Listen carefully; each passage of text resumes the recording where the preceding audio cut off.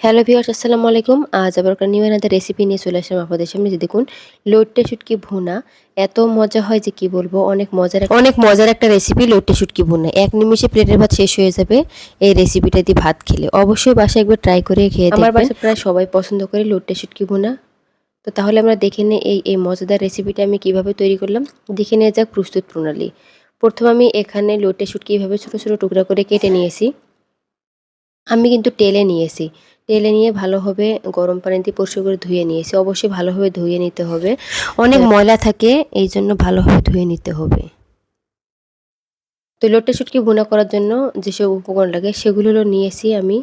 এখানে এই যে পেঁয়াজ কুচি পরিমাণ মতো নিয়েছি, এখানে আদা রসুন পেস্ট, এলাচ পাউডার আছে, ধনিয়া জিরার গুঁড়া দিয়ে।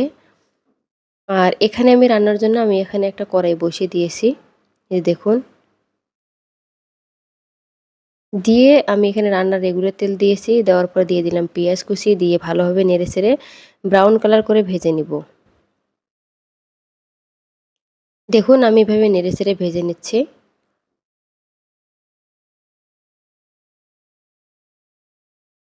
তো আমার পেঁয়াজটা যে কালার হয়ে আসছে, এখন আমি দিয়ে দিব হলো শুকনো মশলার উপকরণগুলো। শুকনো মশলার উপকরণগুলো পানি দিয়ে গুলিয়ে রেখেছিলাম। গুলিয়ে আমি এখানে দিয়ে দিলাম এই যে। দিয়ে এবার এভাবে নেড়েচেড়ে আমি কষিয়ে নেব। মশলা যত ভালো কষানো হবে তরকারির স্বাদ টেস্ট দ্বিগুণ হবে, খেতেও ভালো লাগবে। দেখুন আমি এভাবে নেড়েচেড়ে কষিয়ে নিচ্ছি, নইলে সাইডে লেগে পুড়ে যাবে। একটু ঘন ঘন নেড়ে দিতে হবে।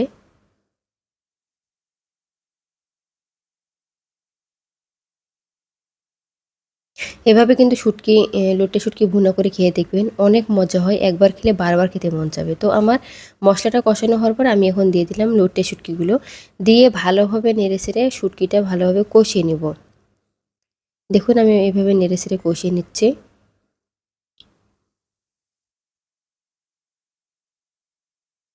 অবশ্যই ভালোভাবে নেড়েচেড়ে কষিয়ে নিতে হবে, একটু সময় নিয়ে কষিয়ে নিতে হবে। দেখুন আমার শুটকিটা কষানো হওয়ার পর আমি এখানে পানি দিয়ে দিচ্ছি ঝোলের জন্য।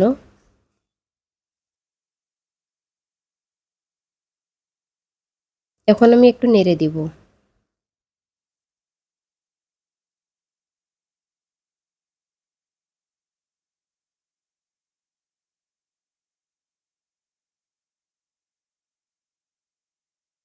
অবশ্যই একটু ভালোভাবে নেড়েচেড়ে দিতে হবে।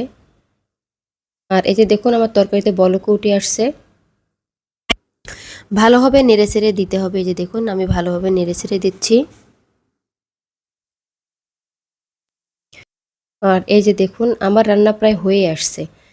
আমি কিন্তু তরকারিতে ঝোলটা মাখা মাখা রাখছি। আর এখানে আমি ধনিয়া জিরার গুঁড়ো দিয়ে দিলাম টেলে নেওয়া, সুন্দর একটা ফ্লেভার আসবে এই জন্য। এখন আমি নামিয়ে নিব।